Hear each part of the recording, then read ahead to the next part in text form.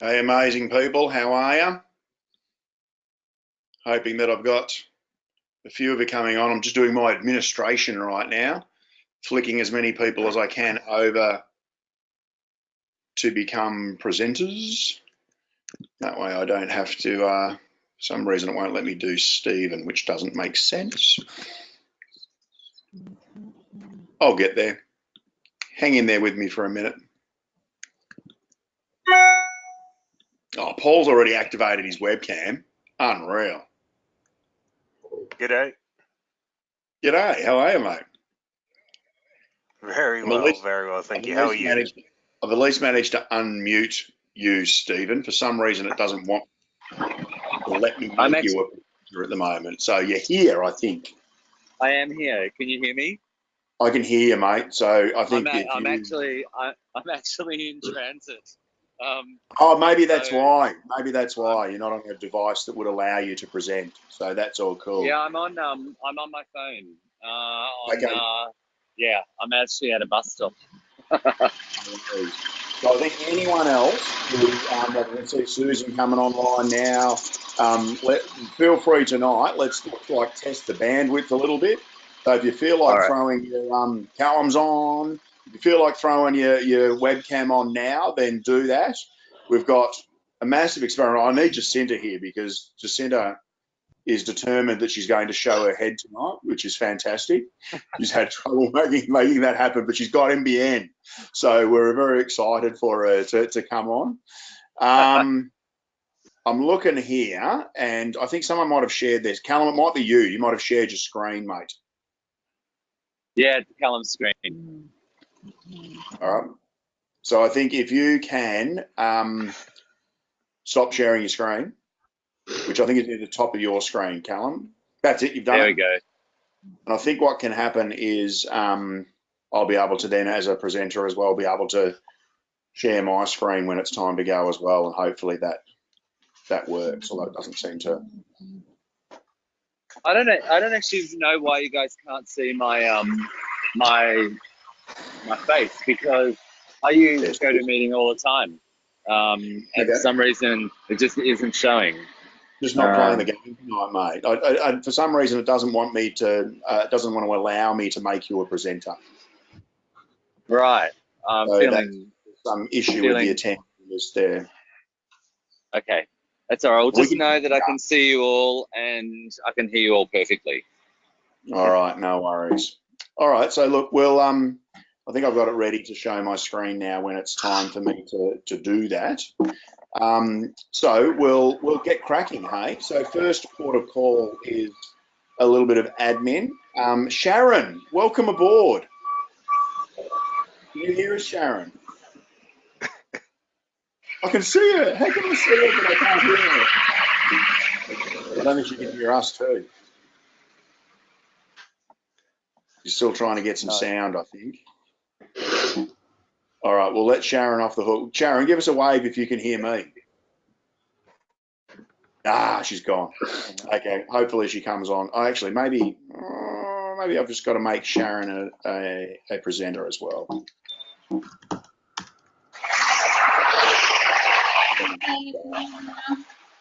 Oh, now I think we might have you, Sharon. Can you hear us? Yeah, I can hear now. So just to get back to the... Your beauty. So welcome aboard.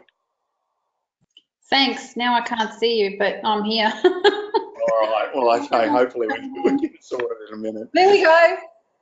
You're back. All right. Good. Trusting technology. It's all going to work. I think perfect. my headphones, for whatever reason, were stopping me from hearing. No worries. I'm just switching a couple of other people who are just arriving, Kirk and Jacinta as well. I can see Callum's sharing screen again. I'm not sure what's going on there. Oh, there we go. Yeah. All right. So hopefully we'll have. Wasn't me, Stephen. Did nothing. There we go. We've got Jacinta's on. Jacinta, we've got Jacinta's face. Yeah. I just had an argument with GoWebinar. They couldn't find my webcam. And I said, oh, fuck you. I'll find it myself. Here we are. Yay! And maybe it's good to show up as your true self, Jacinta. Thank you. I did tell me. Hey, Adam, do you want me to log out for a sec and log back in as a presenter? because I might be able to to do it from my end. All right, give me a sec. There we go. You wait. By the time we get back, Callum will have shared his screen again for the fourth time. So. I can see his screen right now. You're doing it again now. All right, hang on. I'll be back in a minute. It's not me. I haven't touched a thing. Can you hear me yet, by the way? This is Kurt. Oh, no, maybe it's not you this time. Kirk's there. No, it's Kirk. It's Kirk. Kirk's sharing his screen. Is it? Yep. Am I? So if you can see that the top part, usually it'll have the screen sharing bit, and you've just got to stop sharing your screen. All right. Oh, pussycat. Yeah, she's 20. Control panel. Oh, that's good eating. Yeah, she's keeping my 103 mother-in-law alive. They're both outliving each other. Oh. I'll put it I'm down. not seeing anything where I'm shining. Not right now. I know you won't, because it's just the rest of us that can see your screen. So can you see a go-to webinar control panel, Kirk? Yes. Okay. At the top, it's got the sharing bit. Stop showing screen. There you are. Oh, yeah. Okay. You're Almost. not sharing your screen. So what I'm going to do Is my face on now, though? We haven't got you yet, so you just got to turn your webinar on. Yeah, your webcam on. Is Mark coming? There it is again. Screen again. It says webcam limit reached. All webcam spaces are currently being used. So I can, There's a limit. There you go. it's All right. news to lose around here. That's all right. I think what we'll do is, Kirk, I'll do my bit tonight to kick us off, and then what I'll do is I might take my webcam off, and I'm happy to contribute verbally and bring you back into the room after that. Does that sound all right? Sure, but Okay. I'm not saying I'm So pretty. what I will do is get you to stop sharing your screen. Can you do that for me, Kirk? Can you stop sharing your screen? I thought I did already. You did, and now it's back to my screen. So can you guys see my screen? Mm-hmm. Yeah. So my thing first is I'm going to do my little bit in just a moment. But Sharon, can you hear me, Sharon? Yes. Awesome. Can you hear So me? I wanted to say welcome. Yes. And I wanted to say welcome. Sharon's our newbie and newest to the group. So new that Sharon introduced herself to me. So I had a chat to Lisa at immersion, and we left, and she said, "Yep, go with Adam and what have you." But it was sort of like in the corridor type conversation. Yeah. So lucky I emailed you today. I was thinking, So I've got a really important question for you. Yeah. How is it that you pronounce your surname? Natoli. Natali. Every time I look at your surname, I think I find a new way to say it. Oh, really? Yeah, I've done Natalie, I've done Natali, Yeah. I've done Natalie, I've done everything. Natali. So I'm just going to, in the end, I thought I've just got to ask. Yeah. So welcome. It's great to have you here, and thank you for jumping on at such short notice and for getting your question in as well. So can I start by congratulating you all on utterly confusing me with your questions? I thought I've got this whole group mentoring thing down pat. They send their questions in, I look for a theme, and I go to the curriculum, I find that theme, and I draw their attention back to it. And then every question that came through today was something completely different. And I went, oh no, there's no theme here. Yeah, we had a meeting about that, Adam. We got together beforehand and sorted that Let's out. be random. So what I did in the end was I made myself stop and read a few times, what and look for, and I went, okay, what's the theme that's not a curriculum theme? What's between the lines a bit?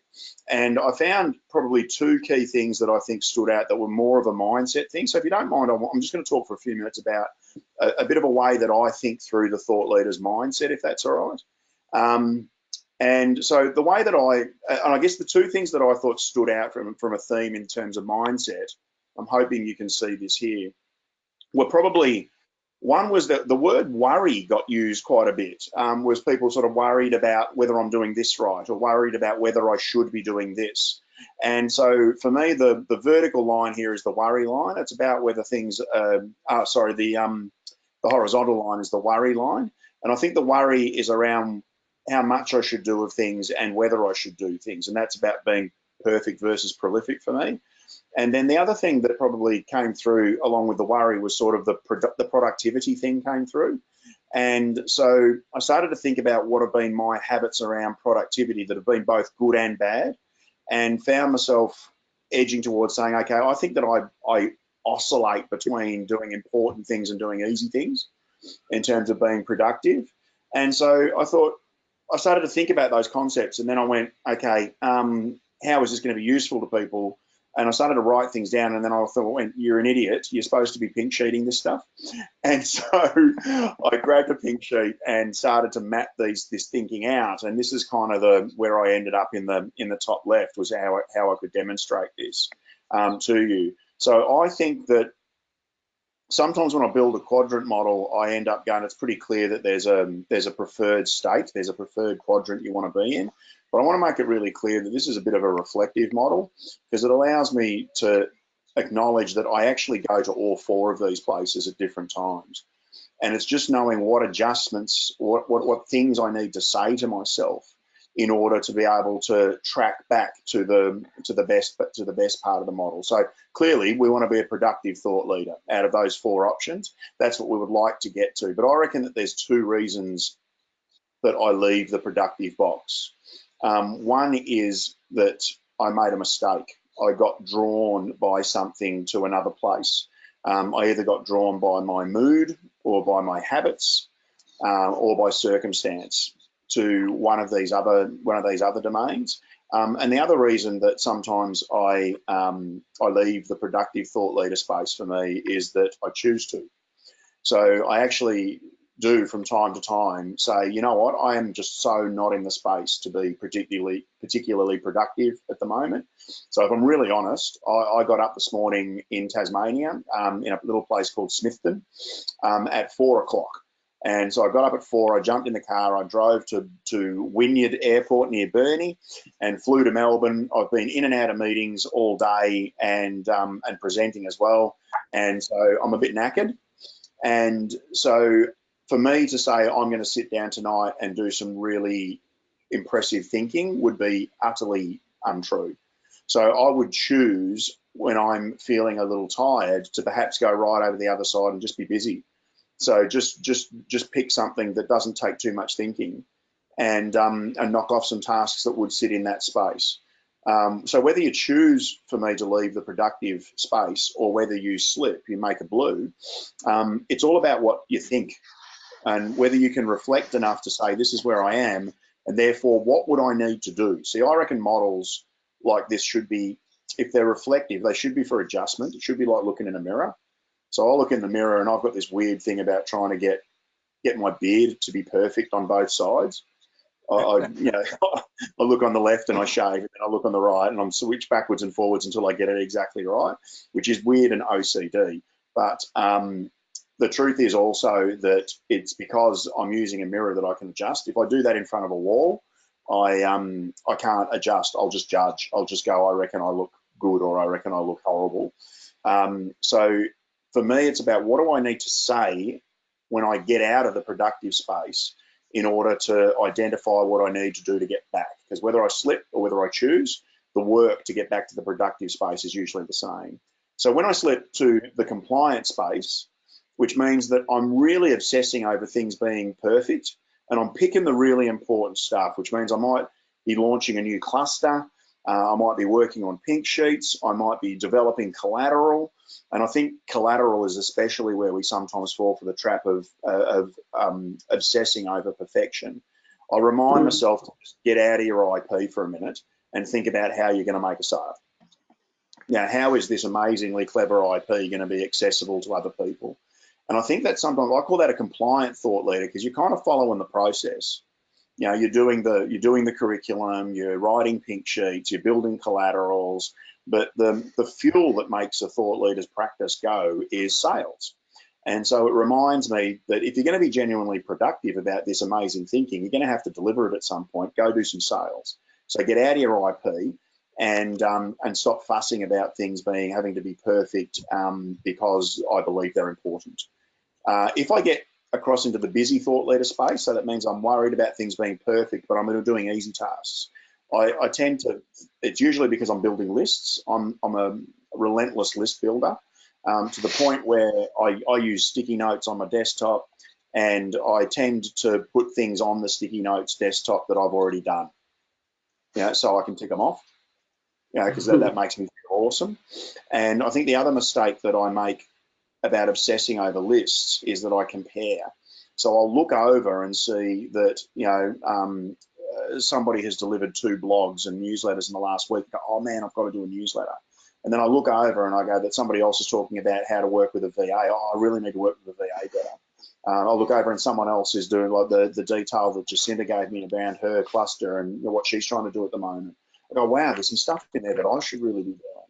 And I go, well, just stop it. Just, comparing myself to other people, it can keep me busy, but it doesn't actually take me forward. And then for me, when I get onto the easy stuff and I'm prolific, so I'm doing lots of easy stuff, I think that what happens for me is that I'm hiding. I'm being shy. I'm actually knocking off easy things and not playing a big enough game. So I need to remind myself not to do things that might achieve a few leads that aren't likely to lead to sales, but actually develop something that's going to be of high value to people, actually delay gratification, actually start to do things that are going to help me to be a black belt for a longer period of time. And sometimes I get stuck in minutiae there and I get a bit shy and I hide away from the big things I should be tackling. And I guess finally there's that productive space, which is just do more of this. When I'm there, I know it. It feels good. I feel like I'm getting a lot of the right work done, and for me that means and I think this is where it might be an interesting distinction, is to be prolific rather than perfect is when I'm getting the most stuff done. So if you're worried about what to do, just do it. Don't worry about whether you've picked the right option out of A, B, C, D, or all of the above. Just do one. The sale, you don't make any sales for the calls you don't make. And so it reminds me that I think thought leadership is about not worrying too much about whether it's perfect, but always being active, always being productive. And so this helps me to be able to say, okay, what's the self-talk that I need to be able to move forward? There you go. That's my teaching for tonight, guys. I'm done.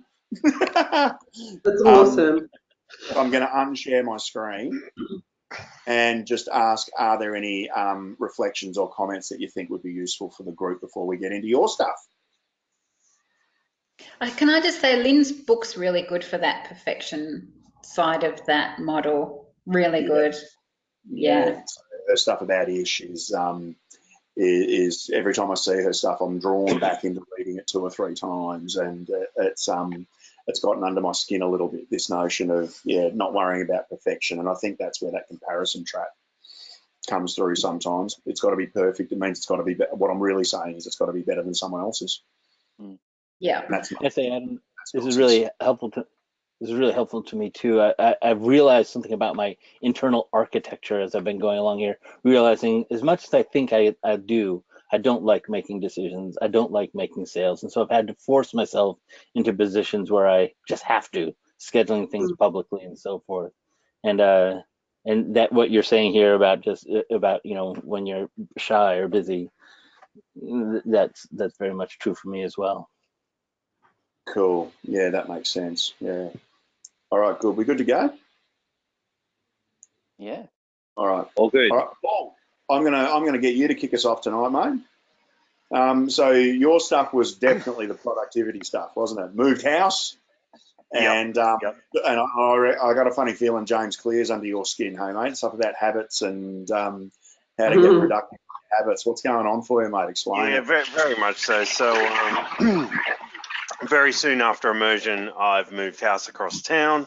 It's all gone really well. Obviously, there's even behind me, there's still a few boxes, and set up the new study, and going through that process of very much off the back of James Clear's talk and reading of where are the opportunities to set up my environment that's going to help me to draw towards my work, whether that's reading instead of TV,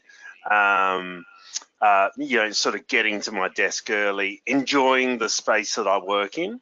Already I've enjoyed working in this study, which is on sort of the first floor. I've got a big window here, and the other day the sun was out. I was in a real shitty mood in the morning, didn't feel like working, but I sat down and found myself just feeling really nice, and watched the latest webcast and set up the air traffic controller thing in front of me here. So when it comes to that home space and then study space, I really wanted to put the question out there on tips and tricks and things that people have done themselves to set up their environment so that you can get in a good headspace for, I suppose, doing quality work, not just about quantity as well. That, setting up that space to ease that friction and that tension of getting into mode and really enjoying the thinking, the selling, the preparing for delivering, and those sorts of things. I think I've got a unique little opportunity that I've almost got a blank canvas, moving into a new place. And I wanted to lean on the genius of the group to see what you've used and you've seen success in, whether that's something from a desktop point of view or sort of how your day might work out, and anything in between. Go for it, Tribe. What do you got? Don't be shy. I Go on, Susan. can I just show you something with my camera that I did this week after watching one of Peter Cook's videos? I made a funnel. Yep. So that's happening. And then I also, over here in my office, I have a whiteboard that's got my big word on it at the top. And that sometimes changes. It shouldn't really, but it does. And then I've got in big writing on the whiteboard, what would a black belt do? So I got that kind of visual thing. Then I've got a notice board up here with all the things I need to do once I get a sale for each of my programs. So I just look to that. It's just very visual, just using the wall space to go, this is where my clicking meeting stuff and my head goes, and it is fun kind of moving the post-it notes around. And then, my list of really important things to do, like collaterals to finish, articles to write, clients to prep for, and then my list of clients I've got to do weekly checkups with. So it's, and I have a standing desk. I think that's the only other thing that I find really helpful is being on my feet for most of the day, just to not be so sedentary, get up, walk away after 45 minutes, come back. So, that's how I sort of set things up. Sharon, you've what seen about a difference in, I was just going to say, you've seen a difference in the standing desk? Yeah, I've had one for quite a few months now. I do. I feel better. Like I can do about 6 hours, and then I'll sit down and do my last two or 3 hours for the day off my feet. But I feel like my energy is better on my feet rather than sitting. Yeah. Yep. Great. Sharon, you had something too. I was going to say, using a whiteboard too. But so for me, I find that my mind gets a little bit frazzled from having so many things to do. And so what I've done now is taken that idea of what's the 3 things that you're fighting for this quarter. And so with the whiteboard, I've drawn it up like a calendar, like week 1, 2, 3, 4, 5, 6, and the days. And then I've put the dates in there, and I've put any key things that I've got on those dates. And then up the top, I've got, so the 3 key things that I'm focusing on this quarter to help me keep focused, and what are the big things that I need to do each week. And then I've got like 1, 2, 3, so at the end of the week, I just reflect on, have I done those big 3 things that link into my fight for 3, and kind of tick that off. And I just try and keep, so for me, it's about trying to keep focused on the big important things.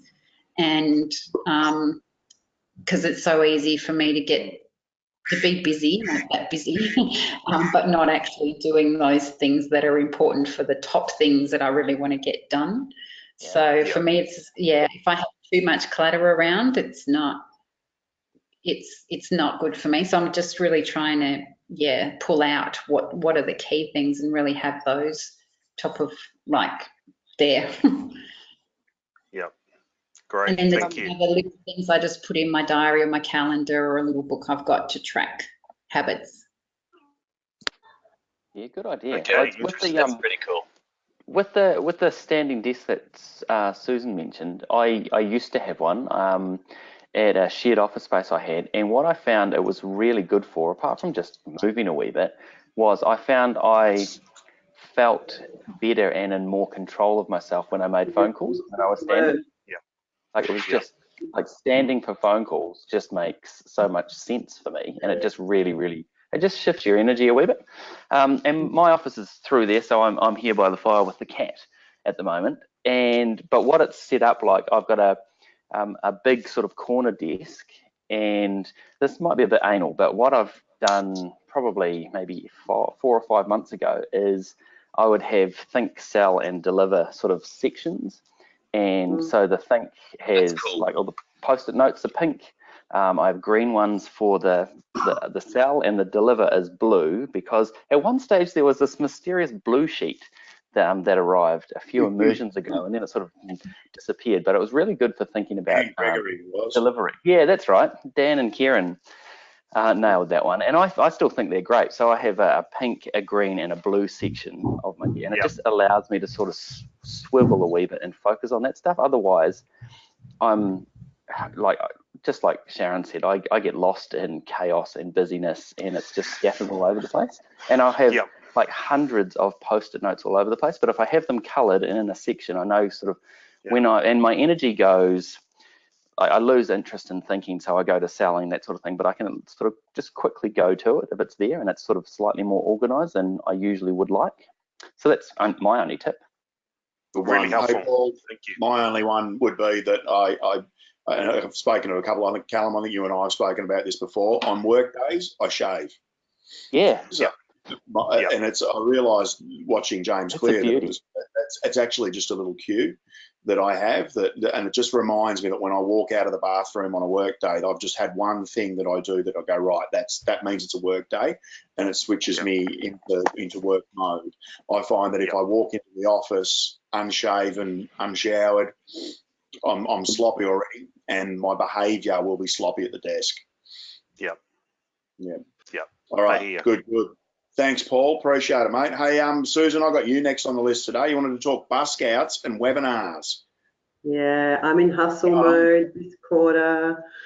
So I've spent the first little bit after immersion just trying to make jam from low-hanging fruit, and I think that might just get me through for the month. But I've got a bus scout, so I didn't realise how difficult it was going to be targeting private high schools. I feel like I'm trying to infiltrate fortresses. Like, it is so difficult. They are so busy.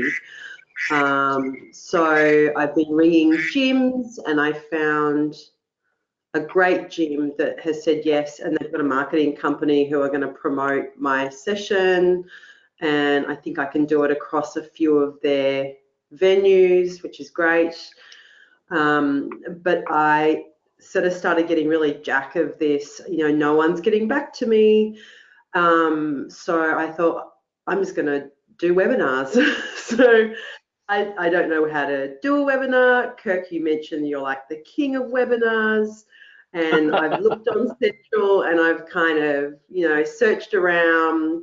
I've got some ideas about webinar services to use, but I'd love any kind of feedback about the best way to do it, ways to save myself lots of pain and mistakes being made. Yeah, so webinars is where I think I'm at. I don't know, but... Go, Kirk, go. I use webinars a lot, as you know, and the key to webinars is not just using the webinar, but setting people up ahead of time with videos and prompts to be thinking, the flipped classroom approach, as we know, to get them thinking and responding already. So when you get to the webinar, it's not like you are having to talk at people, but it's more of a sharing experience. And I really like Zoom. I can by the way, I'd be happy to set up a coaching session or something with you, trial out some of this stuff. But Zoom really works well because you can use breakout rooms inside of Zoom. So like, let's say here, Adam wanted us to talk in groups of 3. He could send us into little rooms to do that work. And you can do all sorts of things with Zoom that are very conducive to group work kinds of things. But the key is to have them already thinking about it a week at a time. They've already been thinking about it and responding to you and responding to each other. So it's a really warmed up space by the time you get onto the scariness of the screen. Does that make sense? Oh, sorry. Yeah, great. Susan, I do a lot of webinars too. So I do one every month. I did one this afternoon for my corporate work. I think Alan and Ben, I've usually got 1 or 2 thought leaders that are coming for a snoop as well that I see on the registration list. So one of my bits of advice would be to go snooping, go find out who's doing webinars and just sit in on them. Just watch the way they go about it. I think it's really important to know what your purpose is for the webinar. So are you looking to sell from the webinar, or are you looking to be able to test out IP, for instance, from the webinar? So if you're going to sell from a webinar at all, then there's go on YouTube, selling from a webinar by Taki Moore.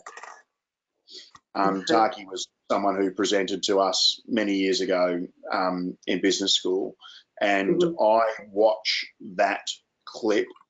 If you can't find it, just let me know, because I watch it I probably watch it 4 times a year to remind me of what my webinar architecture needs to be in order to have people feel that they want to work with me without feeling that they're being sold to. Okay. Can you spell Taki more? Yeah, T-A-K-I, and that's more the way it's usually spelled as a surname. Cool. Okay, I'll check it out. Susan, I don't have the webinar advice. I'll get coaching from Kirk one day, but it's really nice to have a couple of Dorothy Dixes lined up. So that's an expression. I used to write the parliamentary questions for pollies and stuff. So make up the questions so that you're not looking at a blank screen, and you can just pretend, oh, this question's come in, like it's quite nice, like you just imagine a couple of Dorothy Dixes that your audience might ask. That's great, thank you. Faffing around, you've got something, and you know the answer to it, even better. You can't tell Jacinta's work with politicians, eh? That is so cool. That's great advice. I love it. Oh, magic. Dorothy Dixon. Dixer. Dorothy Dixer. Dixer. Classic.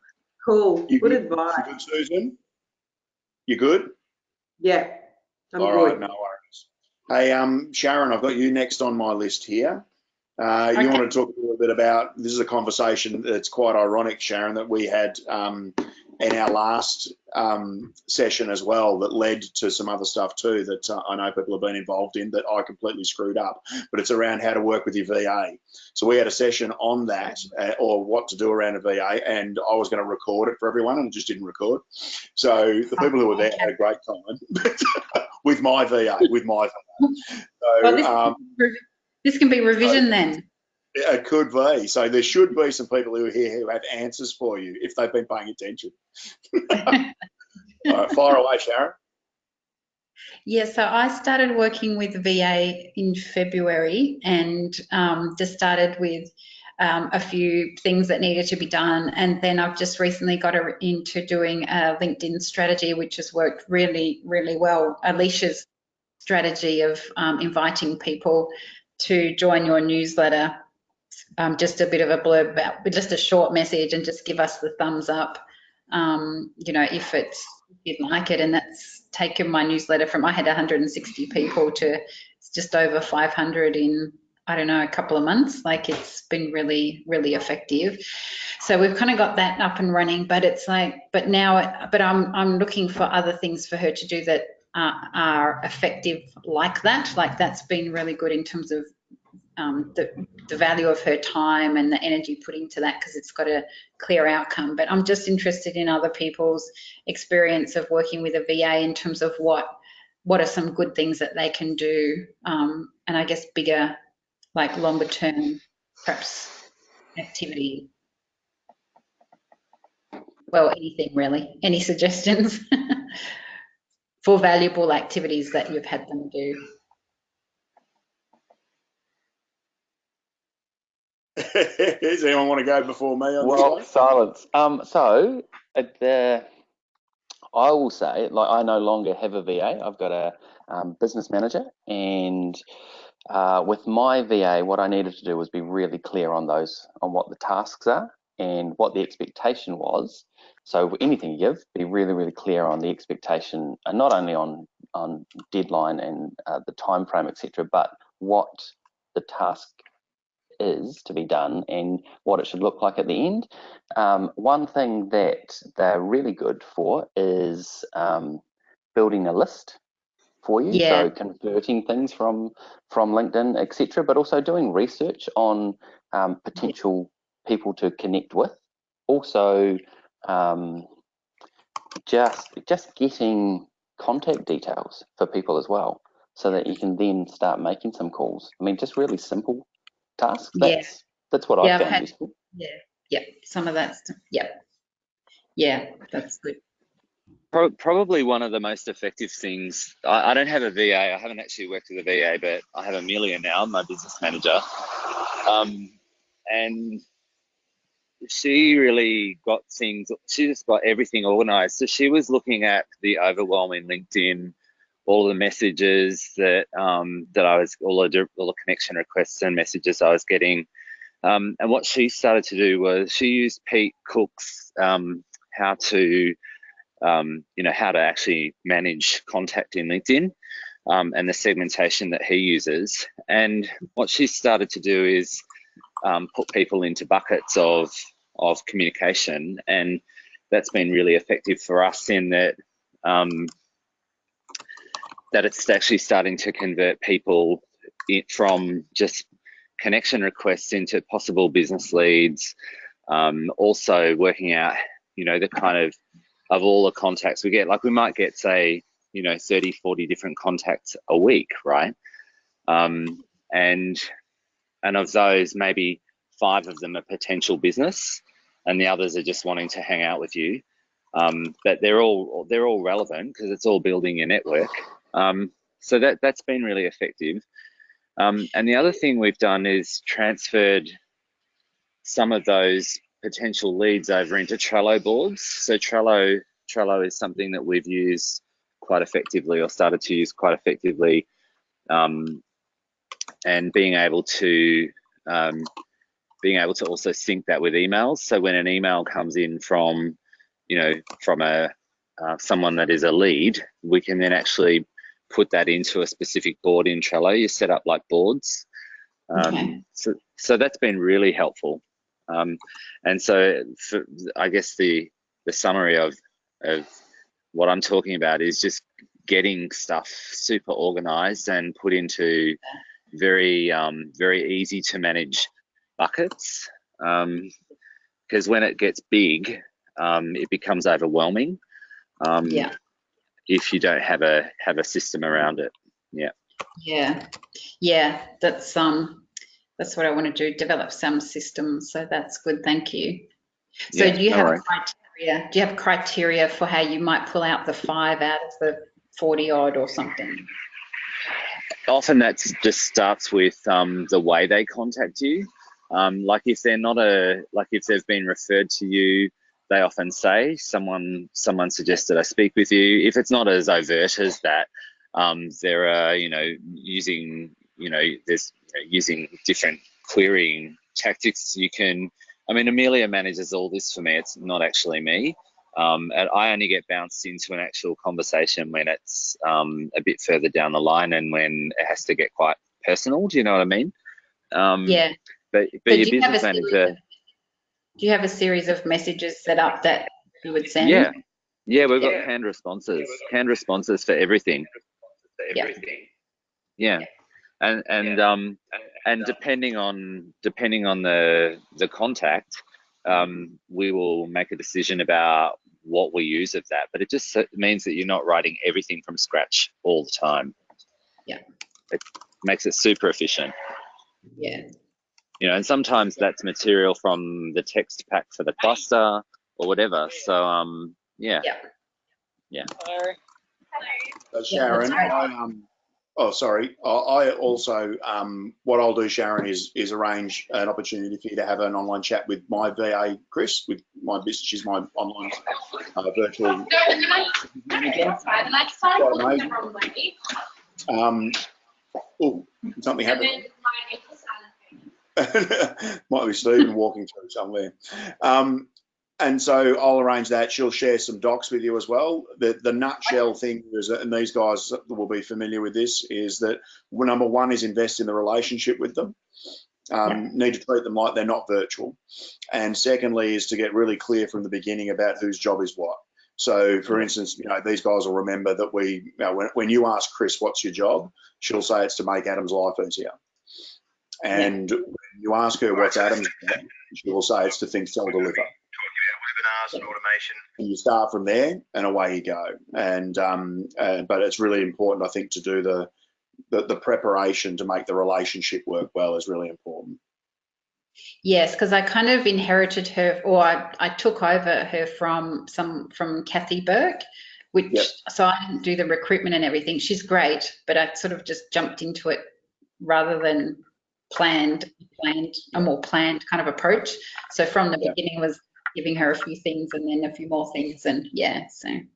Yeah, and you can get very tasky, can't you, quickly if you're not sure about the purpose of it. So it's worth doing that slow induction together. Go on, Jacinta, what do you got? Oh, I've just employed a business manager. I didn't go down the VA route. And if it's useful, Sharon, I've got this lovely long list of what I need help with.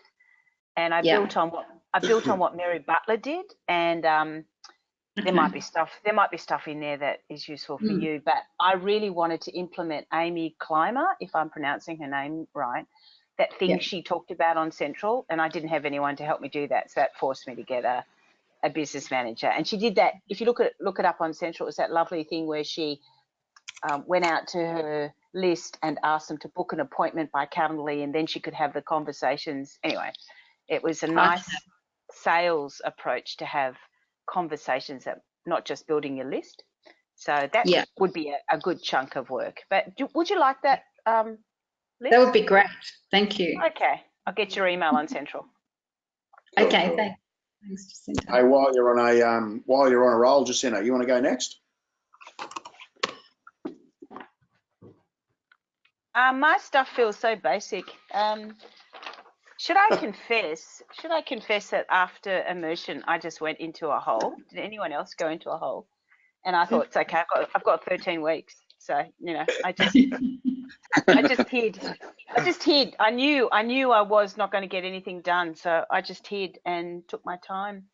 Anyway, I came back out, and looks like I got myself a business manager, and I've Fantastic.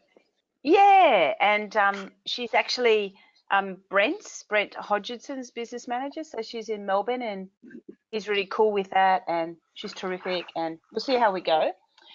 But my question was, am I giving this client value? And a big thank you to Kirk. Hey, Kirk, I acknowledged you on Central. I don't know if you've seen that yet. Like, without your help, I wouldn't have got an extra 5,000. And I'm talking really little money, nothing compared to the big money that Callum and Adam. I take 15%, right? Yeah, no worries. Yeah, sure. Yeah. No, did it on me. It's on me. But what was really interesting about that, I'm just wondering if I gave value, because I agonized. I offered them, and if I talk you through it, not too much, but for $8,000, is this what you want, Adam? For $8,000, they get. Yeah, give us the nutshell of it, and so they get a whole day of me on one day, just 1.5 hours with a little group, and we're just brainstorming stuff. That's a really easy process. I don't need to prepare for that. The reason I was engaged was to talk to their senior leadership team about strengthening their ability to collaborate. So that's a seminar in the afternoon. And then over a 3-month period, I offered them 3 think pieces direct to their email, and then alternative fortnights, I offered them 3 tips and tools direct to their email, and then 3 online meeting debriefs. This was Kirk's wonderful brainstorm to just beam in, no preparation. Hey, what worked, what didn't work, what would you do differently next time with a focus on collaboration? They want 9. so I went, Wow. oh shit, how do I budget that? So they're getting 9 45-minute debriefs. A couple of things in their email box, 1.5-hour seminar and a bit of a brainstorm, but the hardest thing is really preparing the think pieces. And it's $8,000. And initially it was $3,000 for the speaking, and you might remember I went out to the group and said, oh shit, what do I do? And we all agreed that $3,000 was pretty good for my first sale for something I really needed, but suddenly it became $8,000. And is that good value? It's hard for you to imagine because you haven't got it in front of you, but I don't know. What do you think? Well, the value is ultimately in what they're getting from you, right? And I think you're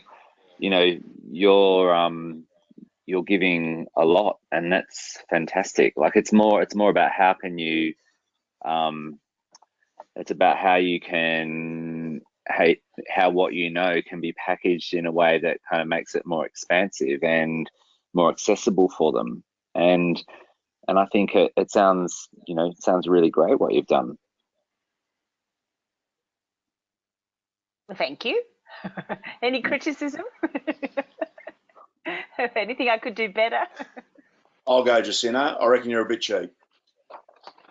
So I reckon you're flirting with the line of them getting so much, so many different little bits and pieces from you that they're kind of going, oh, okay, that this is, potentially maybe she's not that great. So I think that I'd be thinking more in and I don't think it's extreme. I think for me, I'd be thinking more about the 9.9 or the 10.5 kind of mark for that much work. I think that when you're providing that much value, and particularly when you're adding value that is going to cost you time, so you're delivering time. They'll be looking at that, obviously, but the value you deliver is in the difference you make. So that's kind of what I was getting at. Right person. Yeah. I wasn't thinking about the price, mate. I was thinking more about the context of what the client was getting in, like I guess the construct, the way it was being packaged. I get the feeling that if you pay 8 for that, you're going to pay 10. Yeah, exactly. Yeah, you're right. Out of any clients there, but I think you're positioning yourself slightly different by being confident enough to say that. Yes. Yeah, and it's also, I think it was the first ask was just for the talk, and I went for 3. And then to round that up with a couple of things I could just throw in, and 5 sounded good. And then suddenly, the extra briefs, I went, oh, if they start to do it by head count, it's going to look. So I just went, and I didn't want them to say no. Yeah, I know. For sale, yeah. Yeah, it is, and I think I think at the same time, Jacinta, you're right to say, okay, I want this to happen too. So pitch it in such a way. That's why I don't think I'm not suggesting you double your price or anything like that. But these are sales you want to make. So let's just let's see if we can hit that sweet spot between looking cheap and being a real thought leader, confident that you're actually selling value, not just bundle componentry. What is different, and I didn't provide anyone else with that, for them, not a big deal, but I've just got paid 50% up front, and they're doing travel and accommodation separate. I've never asked for that before.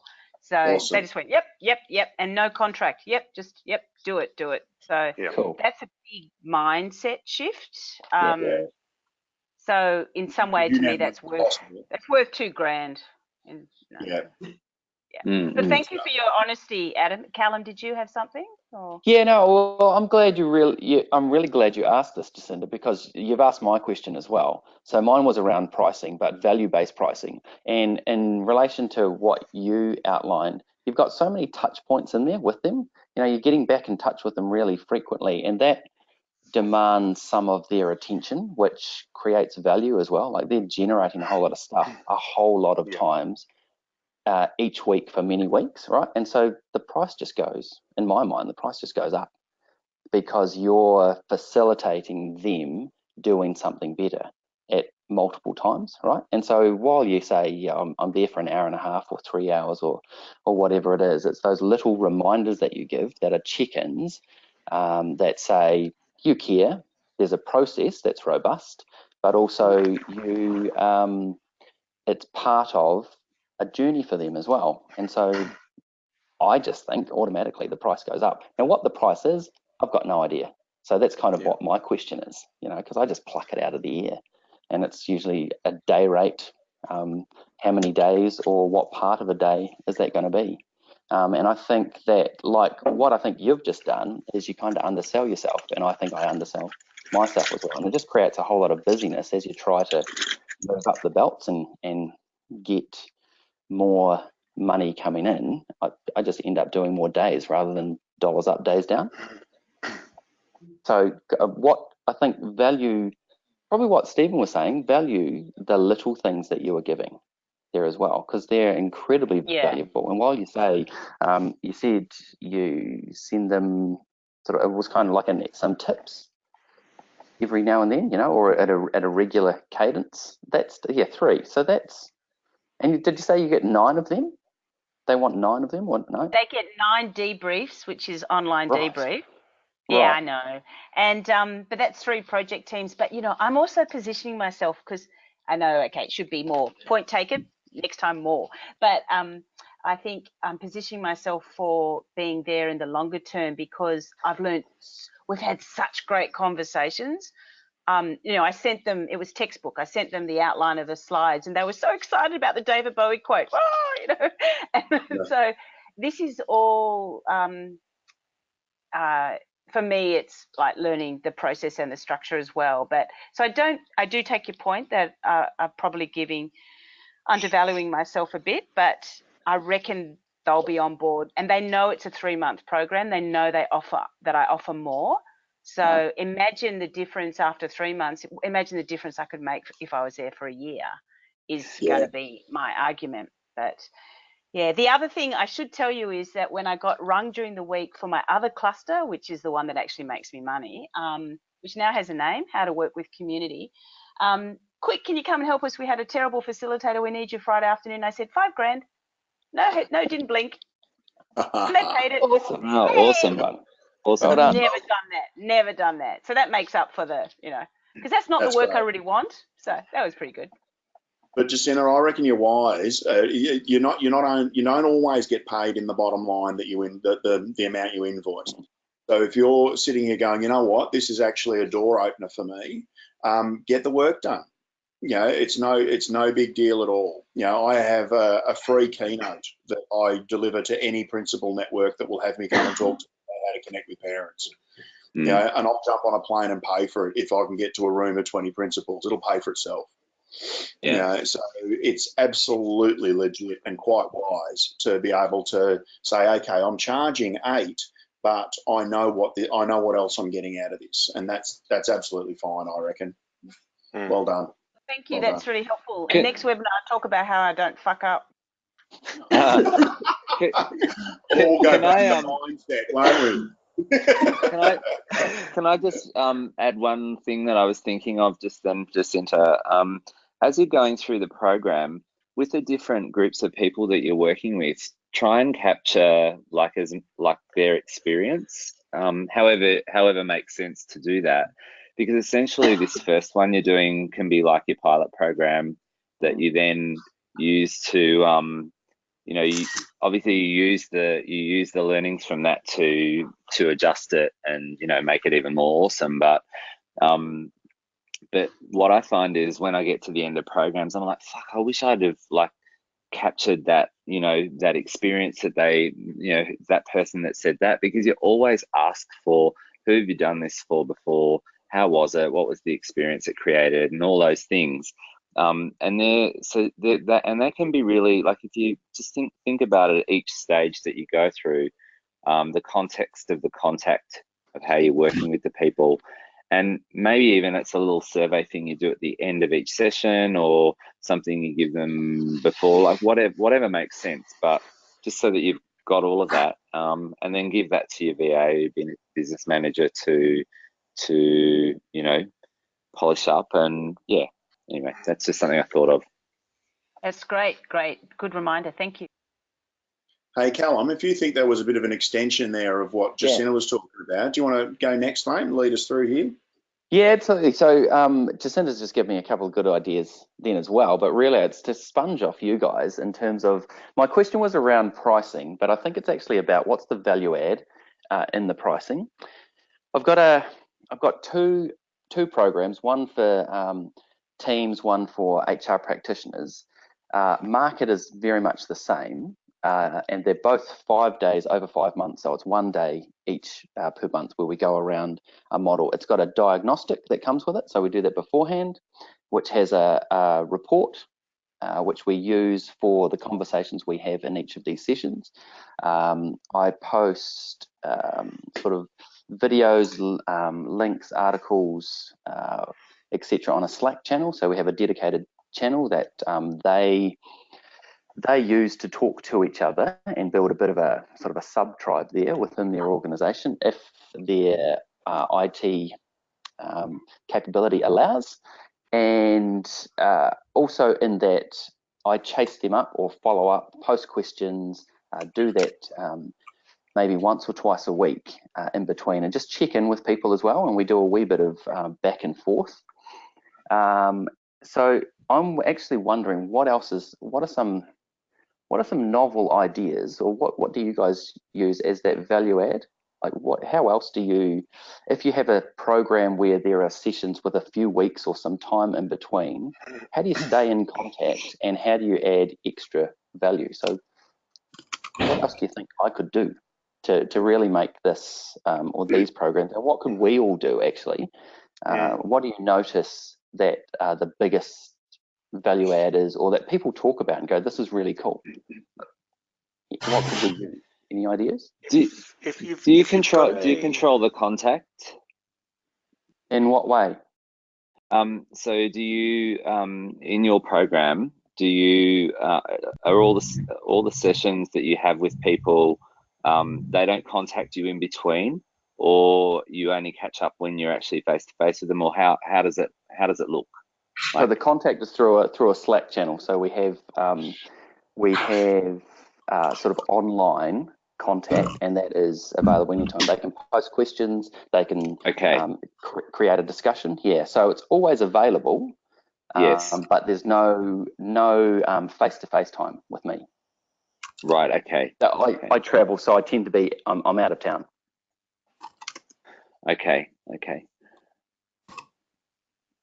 Yeah, because I think it's quite a common problem when you're working with multiple clients, and it becomes like you realize that you've gone 2, maybe 3 weeks have gone by and you've actually not had any communication with your client.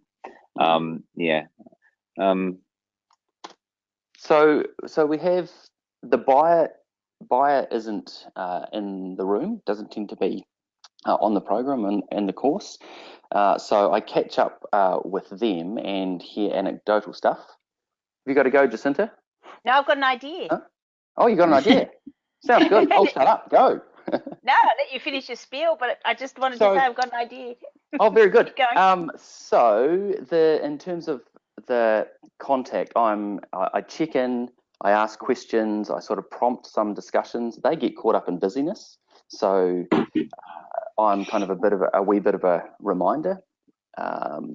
And I post articles or videos that say, hey, let's have a chat about this as well. So there's kind of there's a wee bit of a cadence in there. And of course, some people are more engaged than others. So there's 1 or 2 people who are just right into it all the time. Others you don't hear from as well. And so I'm wondering what else is the value add that I could use to keep on a program that has some time in between sessions to keep people going. How about, because they love the session. Yeah. How about ask me anything? Just to copy Georgia Merch and everyone. Just do an ask me anything. And boy, you could be at the airport. That'd be fun. Like, where's Callum today? Like, here I am in the club lounge. Like, they're on your shoulder. Oh. Like, that's an experience. And here's Callum flying between wherever and wherever. And quick, I've got 15 minutes. Ask me anything. I don't know. something like that. But Cool. just that's Yeah, easy. that's You don't really have to cool. prepare. And also Yeah. then they're part of your world. And it's like I was going to say when you were talking, they need to mentor, they need to shadow you or some other client who's doing this well. But if you can't do that, but Ask Me Anything might be a way to go. And that's a good way to harvest their needs and their challenges as well. You get to green sheet them. Yep. One thing that's been really valuable for me in making the sessions relevant to what they're currently facing is something that Rebecca Southerns mentioned a number of months ago, and I tried it. So it was at the very, very top of a session or a workshop, asking why is this topic important and what are the barriers to executing that or doing that here in this organisation. And that gives you a whole lot of stuff for your green sheet. And then at the end of the session, I go back to that and go, well, have we covered all this as well? And what's the big, what are you angsty over? What are you most nervous about? And spend the last half hour of the session on that. And so it reinforces your green sheet, but it also gives you extra stuff to then go back to the buyer who's not in the room and say, these are the things that they're really having issues with. And on a couple of occasions, that's turned into selling something else. Can you help with that? Sure can. Yep. Yeah. I like the idea. You've got the diagnostic for pre. What about an action plan for after a session? So agreed actions that people put down in black and white. Have you got something like that in place? Yeah, I do. Sorry, I forgot to mention that. So at the end of each of the 5 sessions, we say, right, what are you going to commit to and get done leading up to? And so that's what the check-ins really are. So completely omitted mentioning that, Paul, but a good idea. It's the what are you going to do? How's that going in the 4 weeks in between? How did it go? What would you do differently? Yeah. What about the thought leader thing of sending a book? Is that something that would be that would tip, not be just come out of the profitability, or is that something that would be that nice feel good factor that would be a part of your branding? Well, they get a copy of my book, but I reckon actually what you've just said is maybe a book that's relevant to the dimension of the model that we're going through. That's not mine. Yeah, nice one. I don't want to overload them as well, but I reckon if I can find something that's short and pithy and really, really good, and say you don't have to read this for the next session, but this relates to this. So 2 other ideas that I've used before is one is assigning them to a peer coach and giving them an assignment together to work on, and then they report back on their work together. So they're in charge of it and are working together. And another is just a logbook, and they can just report so they have 3 things they're working on, and they complete it each day. But once a week they can send me a copy of it, or just report on what the themes have been from their logbook. But give them something that they're working on and can then report to me. Those have been helpful at times as well. Yeah, good one. Thanks, Kurt. Awesome. Thank you, team. Appreciate that. No worries.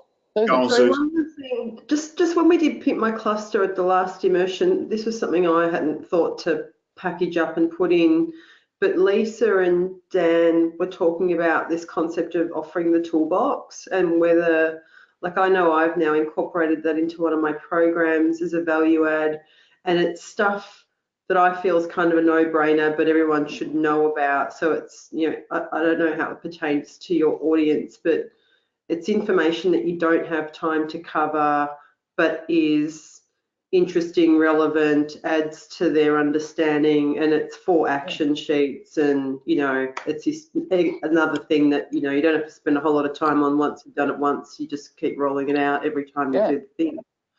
So that was possibly a good thing. That's great.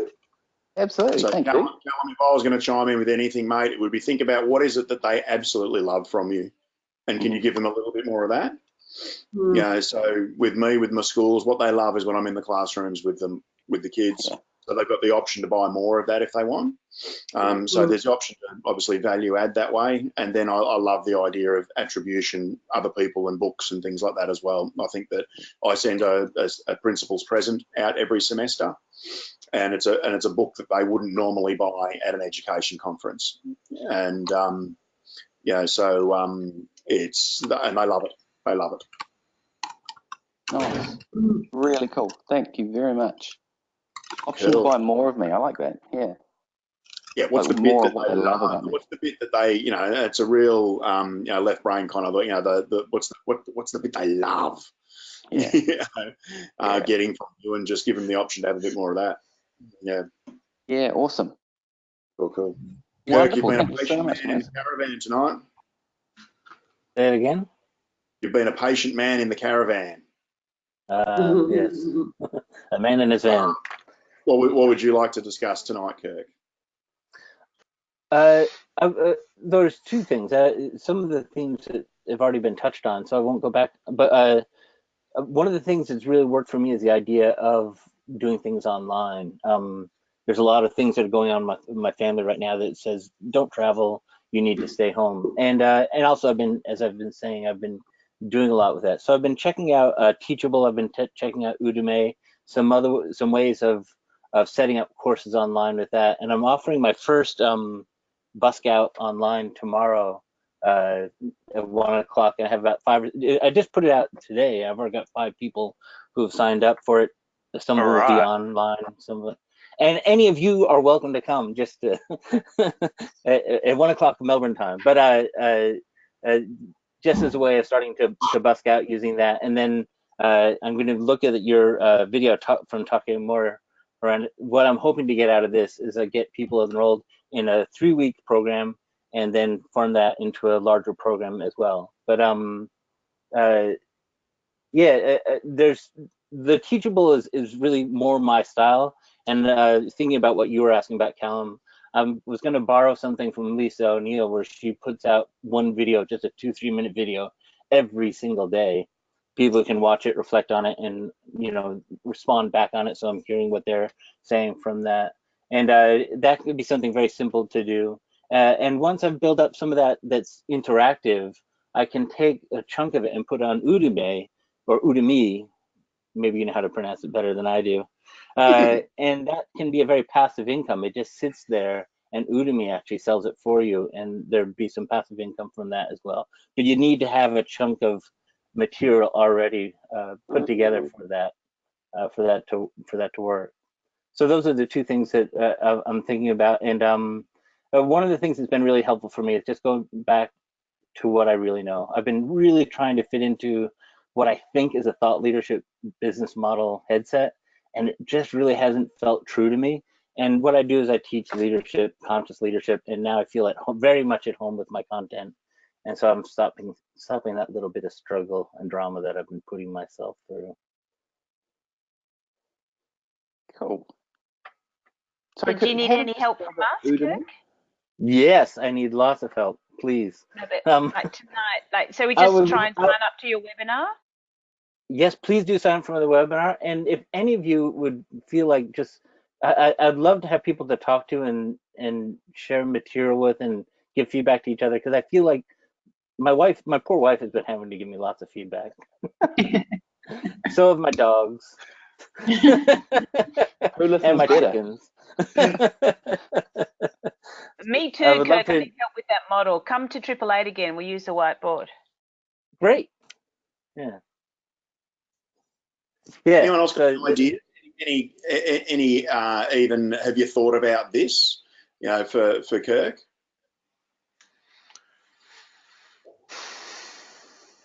My one is, Kirk, have you thought about what would feed an online offering that operates as passive income? So yes, the webinar option, I think that's a sign that people are actually interested in what you've got to say. You put something out 24 hours later, you got 5 people who've registered. Imagine if that was being made available to people to register for a month before they get in there. And how could you target the notion of getting more people to come to every one of those every month if you were to get that cadence going? How would a speaking cluster that has you go out, even if you're not making money from it, how would a speaking cluster, a Busk Out keynote delivered in the right places have people want to sign up to an already well-developed online offer from you? So I'm wondering what's the platform that's going to sit under this clever idea, and if you thought about that. I haven't, and I would actually love some feedback on that, because I was thinking I could put out one of these every 2 weeks just on a different theme, or I could just put one out a month, just the same theme every single month. I've forgotten who said that they did that. That once a month they put out a webinar, the same one every single month. But at what point am I starting to over deliver and just becoming a freebie, where people, you know, just expect me to be giving free things as well, if I'm giving a different one every 2 weeks or every month or something like that? Yeah. So I'm doing one on conditioning tomorrow. The next one I could be doing communication. I could do lots of these. And some of what you're talking about may be a low value or a low cost opportunity for people. So you could be start to develop some sort of, you know, low cost or membership based access. So resources that people can access for a fee. So, you know, creating a little gap between what you're currently doing, what you're currently selling, and, you know, the big stuff that you want to sell, or that you want to have lots of people involved in these online offerings. What's the intermediate stuff that would make you easy to buy? Could be a question that's worth fiddling around with for a bit. Yeah. Susan, I felt like you had something there. Yeah, I just was casting my mind back to Lisa's presentation around creating online courses at Immersion, and the impression I was under was that you needed a really big list. You know, you needed, you know, 2,000-3,000 people in order to make that a viable cluster. Like 30,000. Sorry? She has like 30,000 on her list. Yeah, she's just amazing, obviously, just a whole other level. But yeah, I sort of thought it's a really great way to kind of package up and just have that passive income stream, but clearly I'm nowhere near that from a list perspective. And my other thought just on what you were mentioning was the content that you're providing online. Like, is it the why or is it the how? Like, you know, I think it starts to become a freebie when you're giving the how, you know, you're giving your thought leadership away. So just being really, I don't know what you're delivering exactly, but careful around how much you exchange and give, and the values and the experience of you rather than the webinar. Do you know what I mean? I think that's good counsel, Susan. Yeah. I think that feeds into the clarity of what does the funnel look like. Your funnel may look a little bit different. So it's after, you know, what are the activities that get people into the webinar? What then is the outcome of the webinar? What's the next step after the webinar? And then what's that, maybe like Adam said, the low purchase, and then what's the ultimate purchase that you're leading them towards as well. Have you already mapped that out, Kirk? I have. It's a free webinar that sells, and you said this already, Adam, a series of webinars that take them through just a basic toolkit of mindset types of things, which then leads them into a bigger 6-month course, which is conscious leadership. Yeah, so it goes wide fast, but there's a 3-tiered thing. I probably need something between the free webinar, the 3-week thing, and then the 6-month thing. I need something medium between. There's a cluster opportunity. Yeah. Man, I reckon it sounds tight. I reckon you just need to do it. You know what Adam was talking at the top. Just go do it. Prolific. Get it done. Absolutely. The next month, just go. Yeah. Excellent. Absolutely. All right, great. All right, well, that gets me to the end of my list, guys. So that leaves me in the situation of asking what's unsaid. Is there anything that that people go, actually, this has been sitting with me tonight? You know, what do you think needs to be said or asked now before we finish up? I'm good. I don't think I'm going to keep my green tip. Oh, you silly. No room for that kind of talk. I know. But what I do want to say is how important this is for me. I need people, and Kirk came and visited me, and we had a little. So if anyone ever wants to play in Melbourne, face to face, like we work just an hour, two, doesn't have to be the whole day. It just company like this is good. Yeah. Yep. Yep. Can be a lonely caper, and doing something about that can be clever, can't it? Yeah. Yeah, I agree. I mean, it's this, like, everybody has these meetups, and I get really jealous when you see Melbourne and Sydney and all this, and there's dozens of people there, and there's no one else on my island who's in thought leaders, and I travel a lot for work, so immersion's really overwhelming. So this is really important. Like, I love this. Like, I could just sit here and just listen to you guys and go, it's just nice that you're there and you speak a language that, you know, that I understand, or at least you understand some stuff that I say as well, maybe. But, you know, this is really important. And so if you want to, anybody, just get in touch. Like, if you want to say, I just want to have a call, if I can be of any help, whatever, just please get in touch. Or even if you just want to say hi, don't care. Well, we started to email together. We started to email together a while ago, and that was really nice. Yeah, usually I'm asking for help. I'm usually asking for help. Yeah, but everyone, we love that, right? That's what it's about. One of the things that I was thinking about at the beginning of this call, I apologise about my entry to this call. I was actually on a bus, so I was in transport. But I was thinking about well-being, and because we were talking about a bit of chaos and overwhelm and stuff, and one of the things that I've learned about myself over the past 6 months in the lead up to, you know, just becoming a black belt, and just it was an incredible amount of work to manage, and just the constant flow of everything, and I wasn't taking care of myself. And if you think about the work we're doing and how we're focused essentially on we are it, right? And we have to think, we have to sell, and we have to deliver. And sure, we can employ help and we can do all of those things, but if anything goes wrong with our ability, with our body, our temple, our brain, our heart, everything, our ability to then be awesome and do what we do really suffers.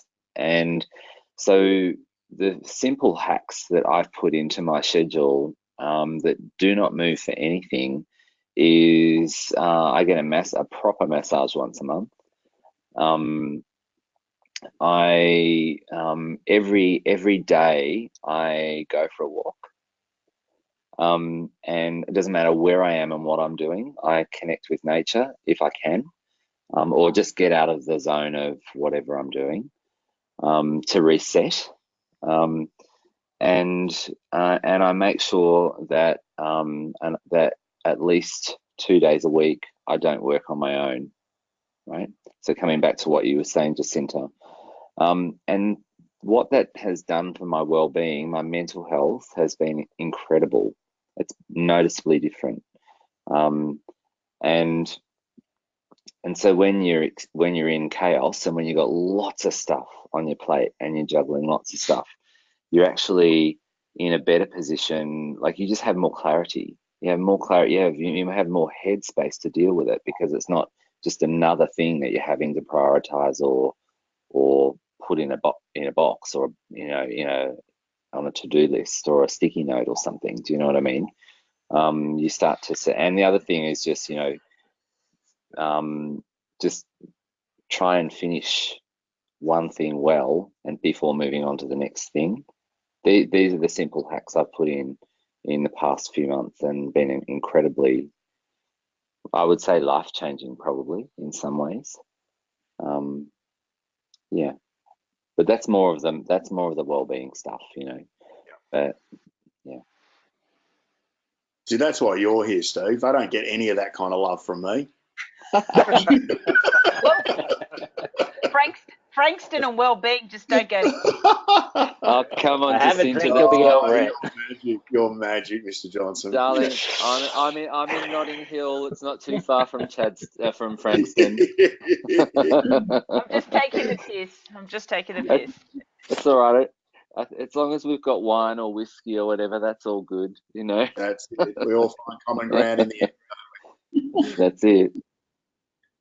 But yeah, I think I was just going to say, just to wrap that up, I think, you know, at the last immersion, I had many conversations with people around their overwhelm, and it made me realize that that we're just not looking after ourselves, right? And you can't play this game. And I would actually say playing a bigger game is actually about well-being. And if we're not doing the well-being game as well, then your energy is wrong in meetings. You don't have the headspace to develop good IP. Like, there's so many things that, like, it's just a knock-on effect. So anyway, I'll shut up. I have a program for that. If anyone needs it. Yes, Susan's organised on that. Put it on the notice board, Susan. Put it on the notice board. Shameless plugging. Get a few belts. Yeah. I think Alessandra's in that space very successfully. Yeah, everyone Susan, needs help. Everyone needs help. You can't. So when people come to me crying, Susan, I'll just point them to your program, yeah? Yeah, well, you know, Alessandra's got the executive performance space completely under control. And I'm really lucky, like we were saying earlier, people to talk to. Like, I ring her 5 times a week, you know, so it's nice to have that kind of contact because we have a history. But yeah, she's all about, you know, health as an imperative in leadership, and she's right. You know, you've got to be your best, and that's all aspects of yourself, and that's your health. Yeah. And all of Yeah, it. agreed. There's a lot of pawns out there. We're not all executives. Yeah.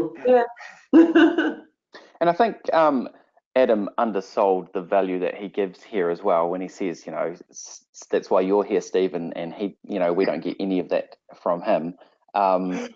So last quarter, absolute meltdown I had. I was in the hole, Jacinta, and Adam's advice was maybe you just need to look after yourself and take the brakes off pushing too hard.